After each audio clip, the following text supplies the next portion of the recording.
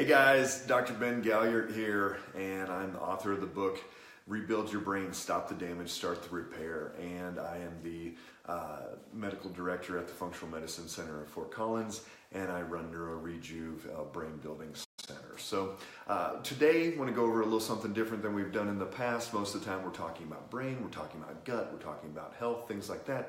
I want to go over shoes, something that we don't think about a lot, but again, the old saying, if the feet don't groove, the dude don't move. So we've really got to get these feet as well as they possibly can, and shoes is a big part of that. So one of the things that I look at when I look at a pair of shoes, and this is actually what I wear in the office most days, one, I like the soles to be somewhat flexible, and this is a New Balance Minimus.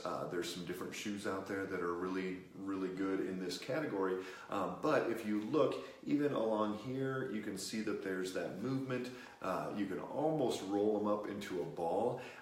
May not need to be quite that extreme, but for me, I really like that mobility. I like being close to the ground. A bunch of years ago, I was playing basketball, and I had some high running shoes on. I didn't have any basketball shoes at the time, but they were, probably a good this high on the sole. And I landed on this guy's shoe, and my foot rolled all the way out. The outside bone right here on my ankle hit the ground. I broke the inside bone in my ankle as well. So I learned the hard way there that I would much rather be closer to the ground than higher up and able to roll that ankle. Since I've switched over to these shoes, this type of shoe probably 15 years ago, I have not sprained my ankle once when it used to be a very recurrent issue to the point that I actually broke that ankle. So shoes are important. One, we don't want too high of a heel. So this is a 4mm drop, meaning it goes from here to here is 4mm higher in the back to not in the front.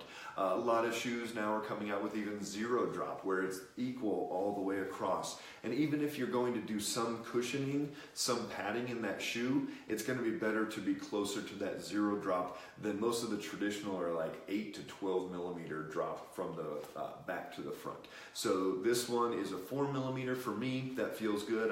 I've used 0 drops as well. Not a big deal. That's a pretty close. 4mm is not a big difference. So when we look at the shoe, we want it to be able to lace up. We want to be able to tighten up around that foot so that it stabilizes itself. I can use these for running, jumping, cross training, racquetball, squash. You can do squats in these, a lot of different things. But the big thing is we've got to have mobility. We've got to be able to feel where that ground is. The other thing that's going to make a difference is that we are able to, let's say you're going for a hike or a run, that foot, as it moves around a little bit like this, over a rock, over a stump, anything like that, you're going to be able to feel where that foot is. Your proprioception is going to work a whole lot better versus if you have a big platform shoe, it's going to do and then just all of a sudden just drop to the side or wiggle in. It's not going to be able to move like it's supposed to. So we want some flexibility in that shoe. We want some stability up top though, so it's not sloshing around. More like a Velcro or something like that may not be as good as it could be in there. So we've got to get that stability in that shoe. One of the other things that I look at is where to buy shoes. If you know exactly what kind of shoe you want, my favorite online source, and I don't have any affiliation to them, is shoes.com. Shoes.com is a great source. They have lots and lots of different types of shoes, and what we look at is they almost always have a 30% off coupon. So these are normally 105 to 115 depending on where you look, and almost every single day we can get 30% off on those shoes. I've had many patients go through that process and get those good pricing on the shoes. So again, let's recap. We want a shoe that has some flexibility to it, some ability to move so that your foot can breathe. It doesn't have to be a full barefoot type shoe. Like it was kind of all the rage a couple of years ago when people were actually out running barefoot. I saw a guy on the concrete trail was running barefoot. Probably not a great idea. But can we get into this lower profile shoe, something like Merrell, New Balance, different ones are out there? Yes, we want to be 4 millimeter drop or less. So 4 millimeter is what this is, from high to low, and then 0 drop is going to be where it's equal height from front to back. So you don't want to be up on a platform like some of these air, gel, cushion, different types out there. And this goes in line with how I teach people how to run as well. I don't teach a traditional heel-toe movement with running.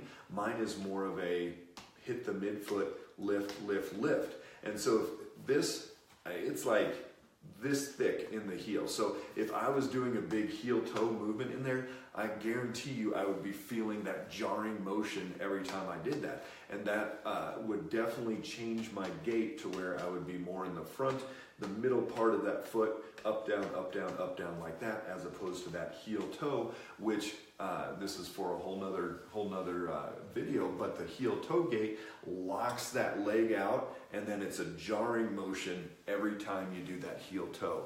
So the shoes, whether you're going for a run, hike, walk, around town, anything like that, you want that mobility, you want that ability for that shoe to move. If you're stepping on rocks, hiking, anything, it's going to be wonderful for those feet to be able to kind of evolve around those rocks and different things that we're stepping on. So then you start thinking about, okay, do I just jump straight over going from this giant cushy air gel, whatever it is, over to something like this? And no, that's probably not the best solution either. Some people will do an hour a day, 2 hour a day, 3 hour a day, and work themselves up so that all of those muscles in the feet are working a whole lot better. As far as bones go, 25% of the bones in our body are in our feet. So they all need to mesh just right.